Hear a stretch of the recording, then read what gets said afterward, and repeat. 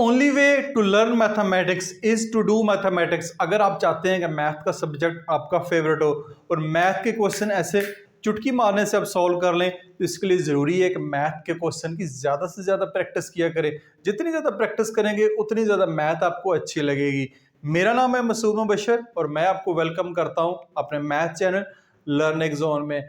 आज की वीडियो में क्लास 7 की जो मैथ की न्यू बुक है उसकी जो रिव्यू एक्सरसाइज है 1B, उसके पहले 18 क्वेश्चन हम सॉल्व कर चुके हैं। 18 के बाद ऑनवर्ड जो क्वेश्चन नंबर 19 से लेके 28 तक जितने भी क्वेश्चन है वर्ड स्टेटमेंट वाले, उनको आज की वीडियो में सॉल्व करेंगे।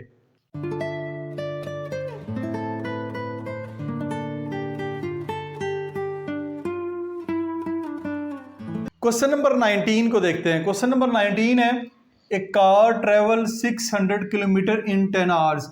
एक गाड़ी जो है कार है 10 घंटों में 600 किलोमीटर का फासला तय करती है ऑन मंडे, सोमवार वाले दिन, एंड 200 किलोमीटर इन 3 आवर्स, और ऑन ट्यूसडे, मंगल वाले दिन वो 3 घंटों में 200 किलोमीटर का फासला तय करती है। बताएं what will be the average speed of the car. गाड़ी की जो एवरेज स्पीड है वो कितनी होगी।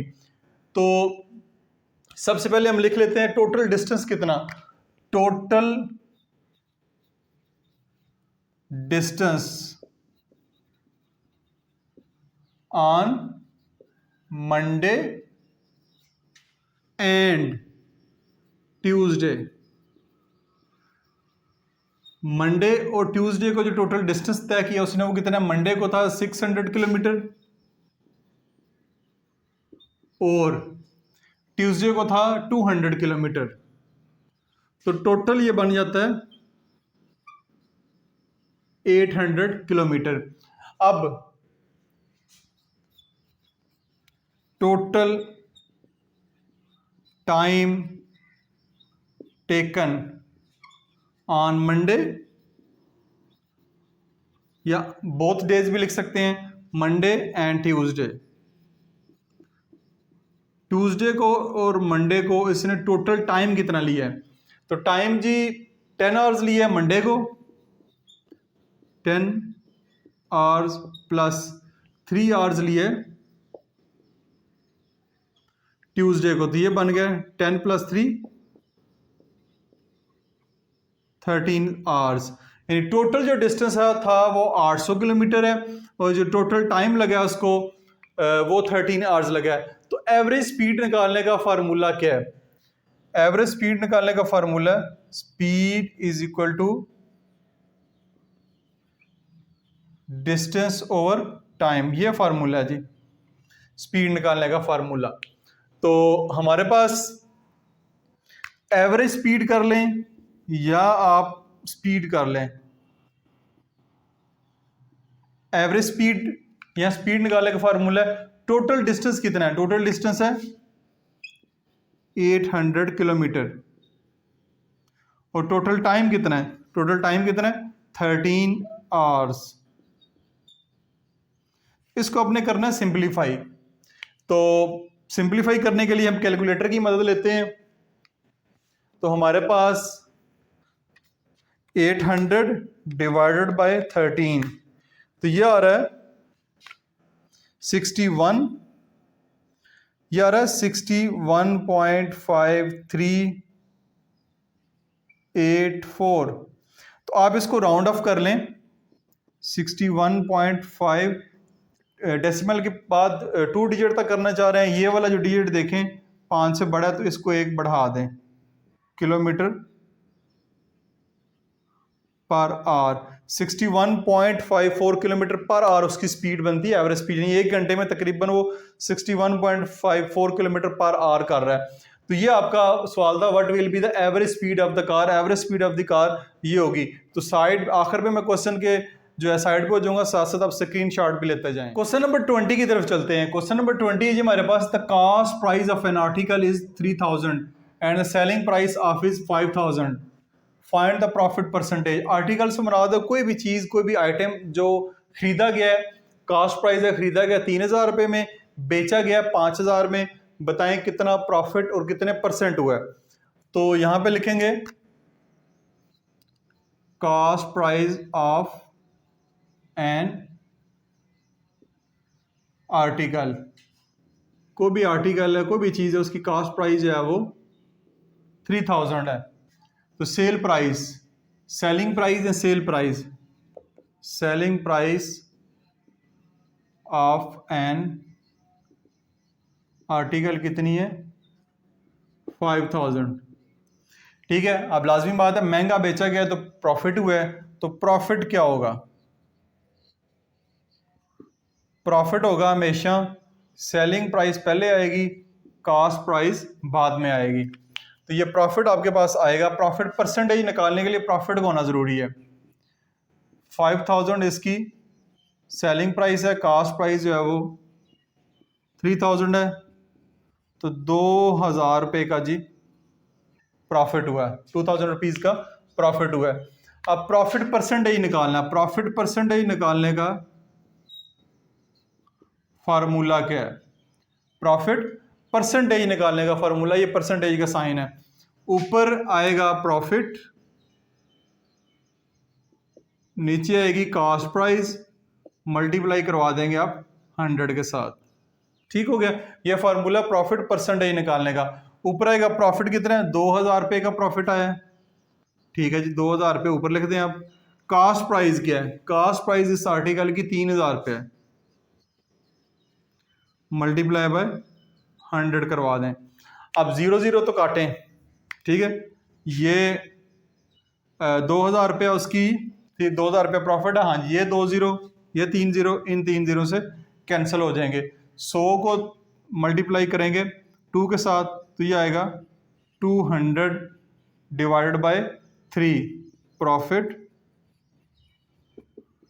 परसेंटेज। 200 डिवाइडेड बाय 3 करेंगे तो ये आपके पास 67 समथिंग आएगा। चेक कर लेते हैं इसको कैलकुलेटर के ऊपर।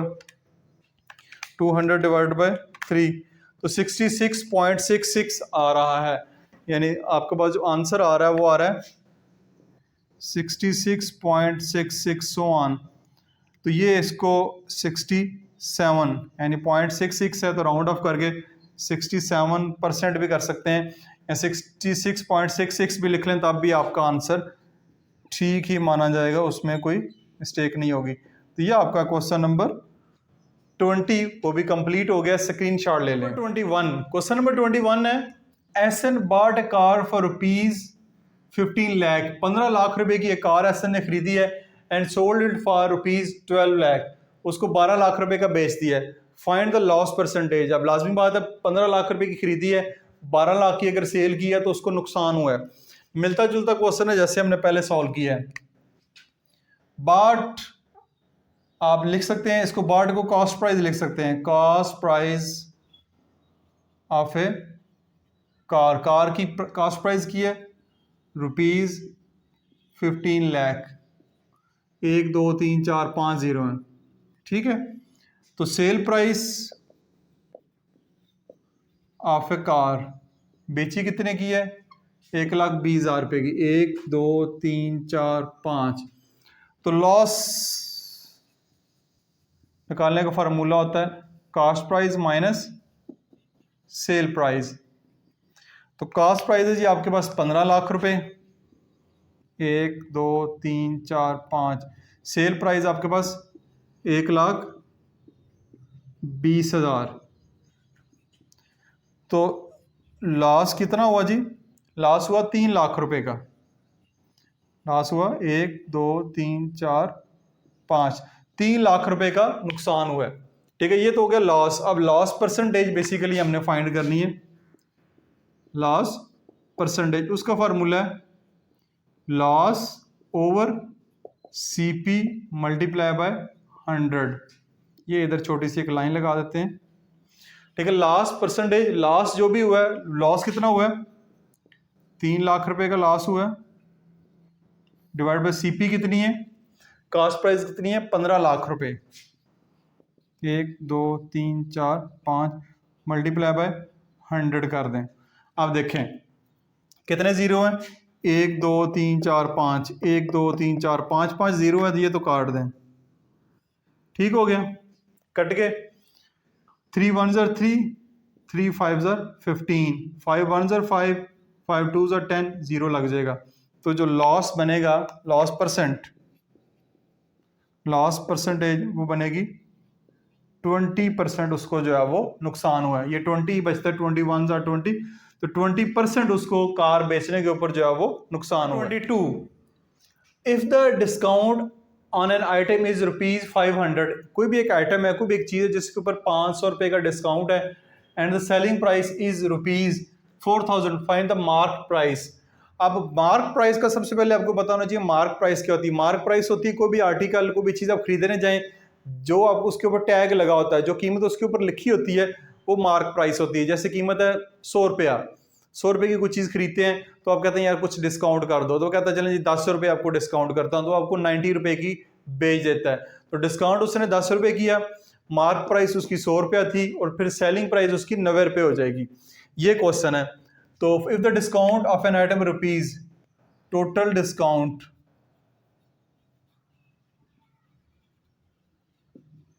ऑन एन आइटम या आर्टिकल, वो है ₹500।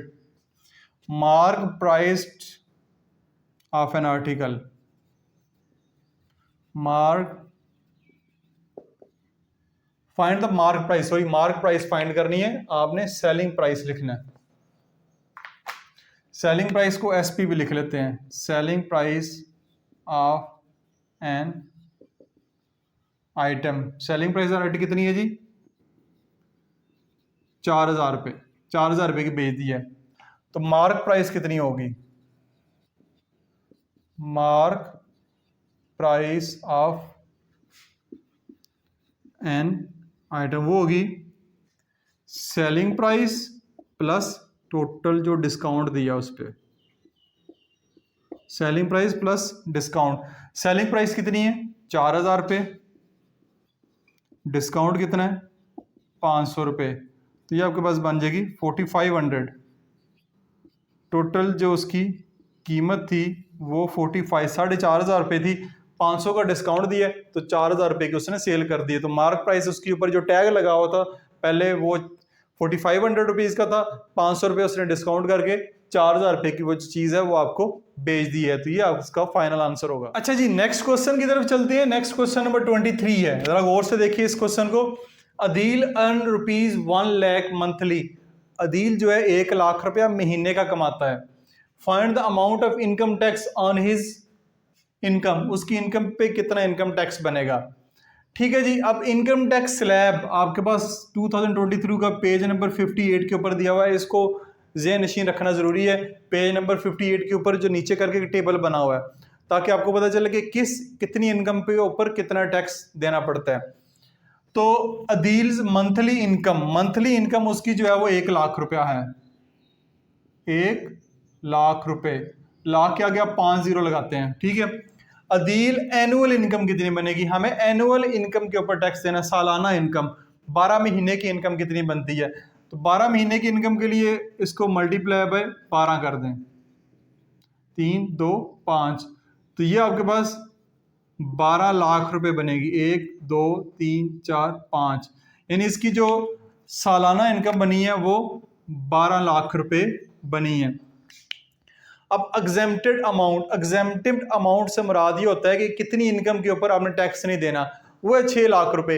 इस इनकम टैक्स स्लैब टेबल के मुताबिक जो कि पेज 58 के ऊपर है, अगर आपकी 6 लाख रुपए इनकम है तो आपने टैक्स नहीं देना।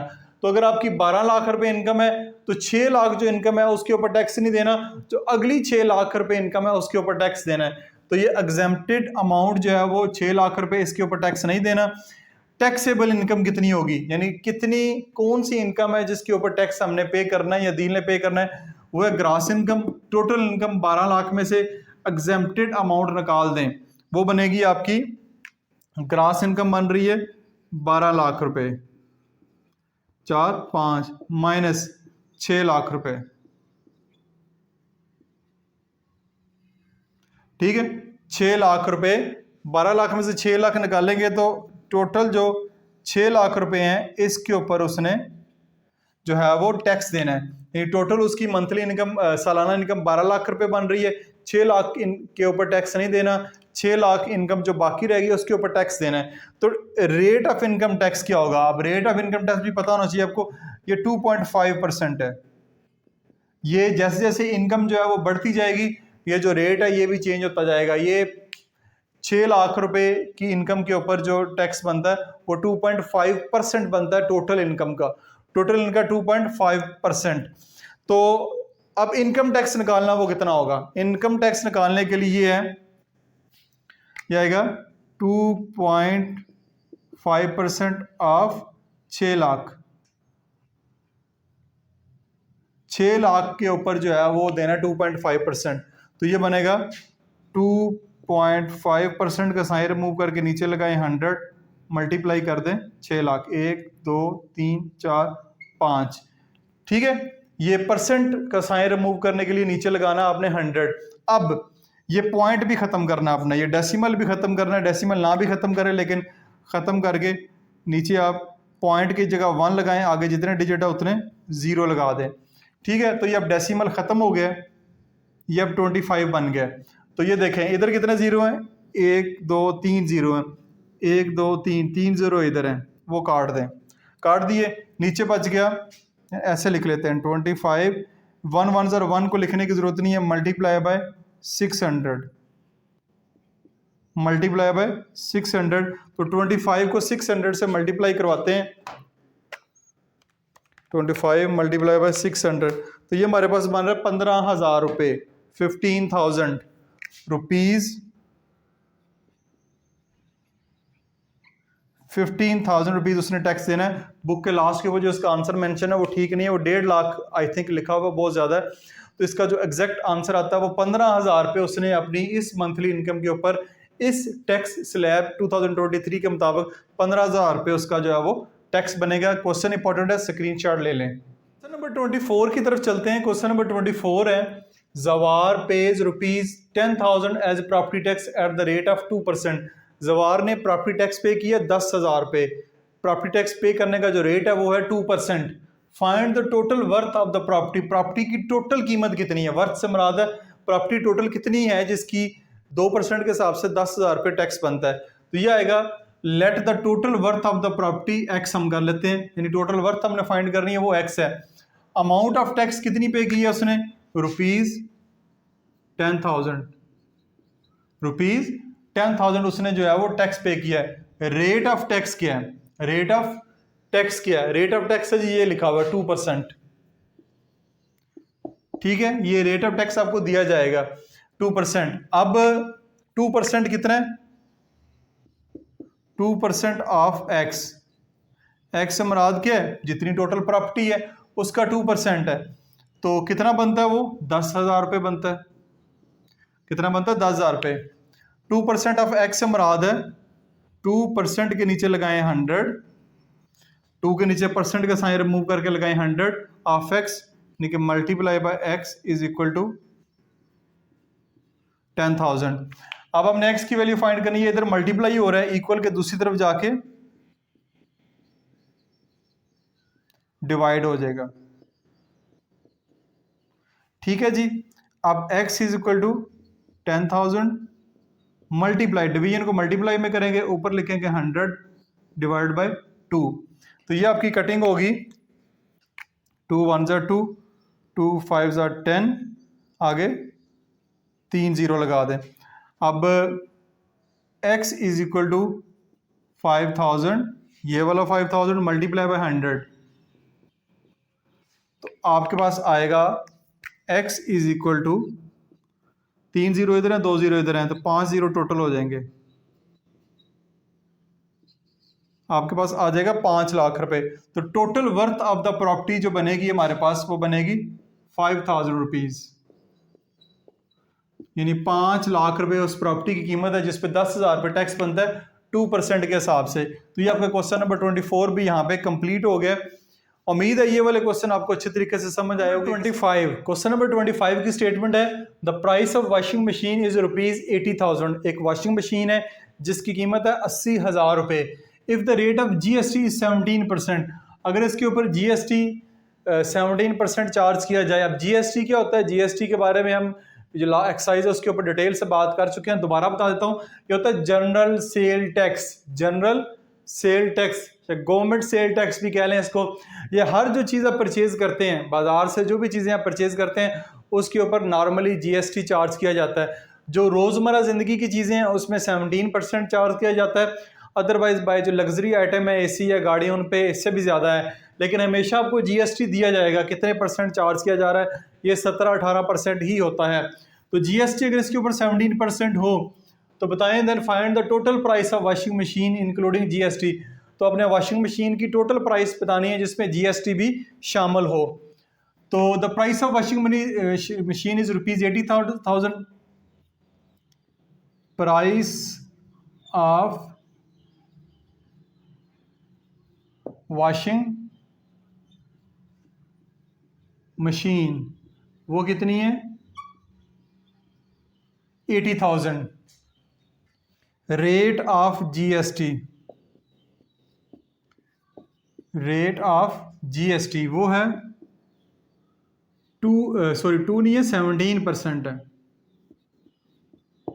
17% रेट ऑफ जीएसटी कितने? 17%। तो ये बनेगा टोटल जीएसटी, आप लिख लें यहाँ पे टोटल जीएसटी अमाउंट कितनी बनती है? 17% ऑफ 80,000, ठीक है, 80,000 रुपये का 17%। तो इसका तरीकाकार ये होता है कि परसेंट का साइन रिमूव करने के लिए नीचे लगा लें 100, ऑफ से मुराद है मल्टीप्लाई, और 80,000 से इसको मल्टीप्लाई करवा दें। ये 2 ज़ीरो हैं, इधर 2 ज़ीरो से कट जाएंगे, तो 17 मल्टीप्लाई बाय 800 करेंगे तो हमारे पास जो आंसर आएगा 17 मल्टीप्लाई बाय 800 वह है 13,600 रुपये। 13,600 रुपये ये है जीएसटी अमाउंट, ये जीएसटी अमाउंट। अब क्वेश्चन ये था, then find the total price of washing machine including GST, यानी जीएसटी डाल के वॉशिंग मशीन की प्राइस क्या होगी वो हम यहां पे लिख लेते हैं। Total price of washing machine including GST वो बनेगी, वैसे तो इसकी 80,000 है, 80,000 प्लस जीएसटी कितना है? 13,600। तो टोटल कितना बनेगा? प्लस 80,000 कर दें तो ये बनेगा 93,600। ये जो टोटल वॉशिंग मशीन की प्राइस बनेगी, टोटल जो उसमें जीएसटी की टैक्स है वो डाल के इसकी कीमत बनेगी 93,600। साथ साथ आप स्क्रीनशॉट लेते हैं। नंबर 26 है जी, फाइंड द अमाउंट ऑफ ज़कात ऑन ₹2 लाख। 2 लाख के ऊपर आपने ज़कात फाइंड करनी है, कितनी पे करनी है। अब ज़कात का जो रेट है वो आप जानते हैं फिक्स है, वो 2.5% यानी 2.5% है, तो वो फिक्स है। उसको ज़कात का जो रेट है वो क्वेश्चन में नहीं दिया जाएगा। टोटल अमाउंट, टोटल अमाउंट है ₹2 लाख, 1 2 3 4 5। उसके बाद है रेट ऑफ ज़कात, रेट ऑफ ज़कात वो है 2.5%, 2.5%। तो टोटल अमाउंट ऑफ ज़कात कितनी बनेगी? टोटल अमाउंट ऑफ ज़कात वो बनेगी 2.5% ऑफ 5 लाख, सॉरी 2 लाख, 5 0 3 4 5। तो ये 2.5% ऑफ 2 लाख क्या होगा जी? 2.5 के नीचे लगाएं 100, परसेंट का साइन ख़त्म करने के लिए 100 लगाया, मल्टीप्लाई बाय 2 लाख, ठीक हो गया। अब ये पॉइंट भी ख़त्म करना है, डेसिमल ख़त्म करने के लिए नीचे 1 लगाएं, आगे जितने डिजिट है उतने 0। तो नीचे यहाँ पे 3 0 हैं, 3 0 हैं, तो 3 0 इधर से काट दें ऊपर आपके पास आ जाएगा 25 मल्टीप्लाई बाय 200। 25 को 2 से मल्टीप्लाई करेंगे 5, 50। 25 को 250 और आगे उतने ज़ीरो लगा दें तो 5000 रुपीज़, 5000 रुपये ज़कात बनेगी 2 लाख के ऊपर। तो ये आपका ज़कात वाला क्वेश्चन भी कंप्लीट हो गया। क्वेश्चन नंबर 27 की तरफ चलते हैं। वो है Shawar has 2 crops of worth rupees 5 lakh and 8 lakh respectively. Shawar एक बंदे का नाम है, उसने 2 फसलें, क्रॉप से मुराद है 2 फसलें ली हैं, 2 फसलें ज़मीनों से उसको आई हैं, जिसकी कीमत, एक कीमत 5 लाख रुपए है, दूसरी कीमत 8 लाख रुपए है। ठीक है। एरिगेटेड बाय आर्टिफिशियल रिसोर्सेज, इन फसलों को जो पानी दिया गया है वो आर्टिफिशियल रिसोर्सेज से दिया गया है। अब आर्टिफिशियल रिसोर्सेज से मुराद ये हैं कि जो ट्यूबवेल लगाए जाते हैं, नहरें बनाई जाती हैं, ठीक है, पानी निकालने के जो ज़राए हैं वो इंसानों ने बनाए, नहरें, ट्यूबवेल वगैरह हो गए, ये आर्टिफिशियल रिसोर्सेज आते हैं। तो एक होता है नेचुरल रिसोर्सेज, यानी इन फसलों को जो पानी लगा है वो बारिश से लगा है। बारिश वाला जो नेचुरल रिसोर्सेज होता है उसका फाइंड द अमाउंट ऑफ उशर, उशर फाइंड करना है, इसको मामला भी कहते हैं। ये टैक्स होता है, यानी ज़मीनों के ऊपर जो पैदावार है उसके ऊपर टैक्स है। तो अगर आर्टिफिशियल रिसोर्सेज से हो तो 5% है, और अगर नेचुरल रिसोर्सेज से हो तो 10% है। क्योंकि ये जो है आर्टिफिशियल रिसोर्सेज है, इसका जो मामला या उशर है वो 5% होगा। तो यहाँ पे लिख लें सबसे पहले रेट ऑफ उशर, वो है जी 5%। ठीक है, 5% है। Total amount of both crops, दोनों जो फसलें हैं, टोटल अमाउंट इनकी बोथ क्रॉप्स कितनी है? एक की बनती है 5 लाख रुपए, 1 2 3 4 5, प्लस दूसरे की बनती है 8 लाख रुपए। ठीक है, दोनों को ऐड करेंगे तो ये बनेगा 13 लाख। 1 2 3 4 5, 13 लाख जो है वो अमाउंट बनेगी। तो अमाउंट ऑफ उशर कितनी होगी? अमाउंट ऑफ उशर कितनी होगी? 5% ऑफ, नहीं 5% 13 लाख का, 1 2 3 4 5। तो ये 5% से मुराद है, 5 के नीचे लगाएं 100%, रिमूव करके 100, आगे 13 लाख। 2 3 4 5, 2 ज़ीरो इधर से गए, 2 ज़ीरो इधर से गए, तो आपके पास आएगा 5 मल्टीप्लाई बाय 1 2 3, ठीक है, 13,000। 30,000 को मल्टीप्लाई कर दें 5 के साथ तो ये 65,000 बनता है।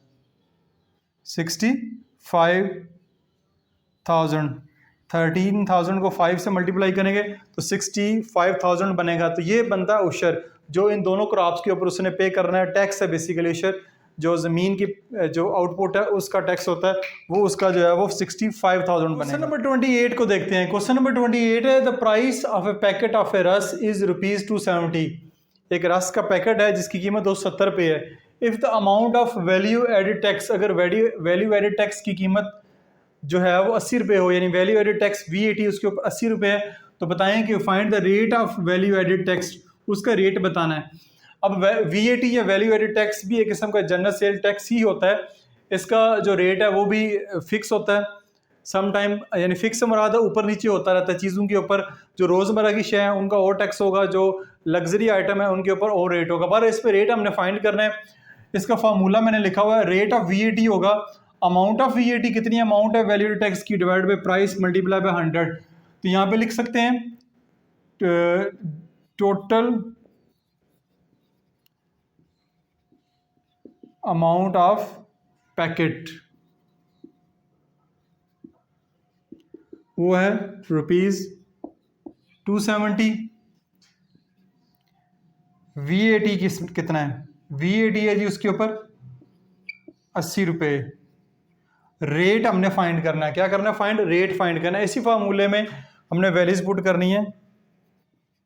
Rate of VAT, amount of VAT कितनी है? अमाउंट ऑफ VAT 80 रुपये, divide by total amount of packet 270, यानी अमाउंट ऑफ VAT 80 रुपये है, टोटल जो प्राइस जिसकी ये अमाउंट है वो है 270 रुपये। प्राइस से मुराद है टोटल प्राइस ऑफ पैकेट लिख लें, चलें प्राइस ऑफ पैकेट। तो 70 रुपये मल्टीप्लाई बाय 100, 10 इसका कट गया। अब इनकी कटिंग करनी है तो कैलकुलेटर की मदद ले लेते हैं ताकि सवाल जल्दी सॉल्व हो जाए। 80 को 10 से मल्टीप्लाई करें, ये बनता है 800 डिवाइड बाय 27, तो ये बनता है 29.62 29.62%। तो 29.62 को उन्होंने बुक में रेट ऑफ PAT इसको उन्होंने 30% ही कर दिया है, राउंड ऑफ करके 29.62 को उन्होंने, ये भी आंसर ठीक है, ये 30% कर दिया, ये भी ठीक है। तो ये आपका यहाँ तक आज की वीडियो में क्वेश्चन नंबर 28 तक हमने सॉल्व कर लिए हैं। इसके बाद वाले जो क्वेश्चन है वो स्क्वायर रूट के बारे में, उनको नेक्स्ट वीडियो में सॉल्व करेंगे। तो उम्मीद है कि सारे के सारे क्वेश्चन आपको समझ आए होंगे। फिर भी किसी किस्म का क्वेश्चन हो कमेंट्स बॉक्स में आप पूछ सकते हैं, मैं ट्राई करूंगा जल्द अज जल्द उसका रिप्लाई करूँ। This is Masoom Mubashar signing of.